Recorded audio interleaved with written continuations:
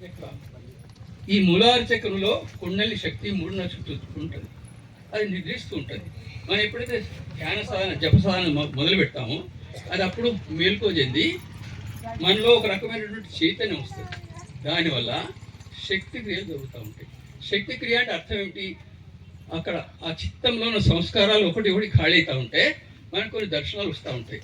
ఉదాహరణకి దశవిధ నాదాలు వినపడడం, తర్వాత సర్ప దర్శనం, తర్వాత పుష్ప వర్షం, రుద్రాక్షల వర్షం. నాకైతే రుద్రాక్షల వర్షం దర్శనం శక్తిక్రియ జరిగింది.